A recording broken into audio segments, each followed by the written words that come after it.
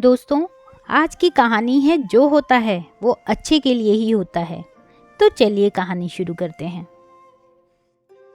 ये कहानी उन लोगों के लिए है जिसको अपने साथ जो कुछ भी होता है वो बुरा ही लगता है। हमारी ज़िंदगी में जो होता है वो अच्छे के लिए ही होता है, ऐसा सोचना चाहिए। भगवान सब कुछ सोच समझकर ही करते हैं। एक मालिक था, वो व्यापार कर रहा था और उसका व्यापार बहुत अच्छा चल रहा था। उसका एक विश्वासु नौकर था।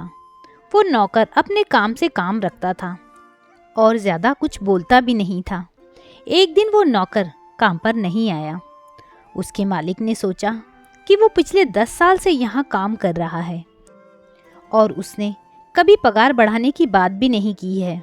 वो बहुत ही ईमानदार भी है।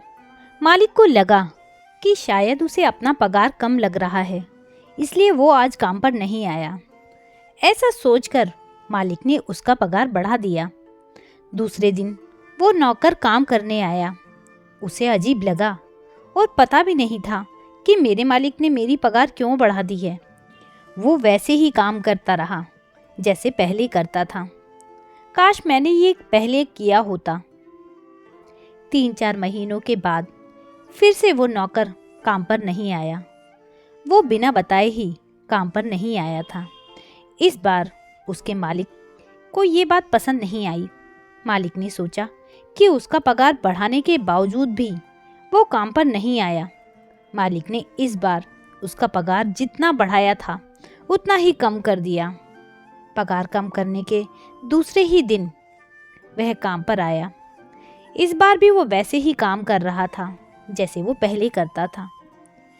ये सब देखकर मालिक को आश्चर्य हुआ कि ये कुछ बोल क्यों नहीं रहा है।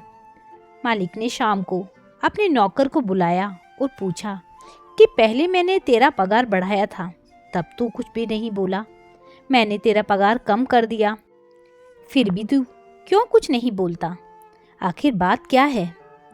नौकर ने बड़े ही शांति से बोला कि मालिक, पहले जब मैं काम पर नहीं आया था तब मेरे घर पर बेटी का जन्म हुआ था।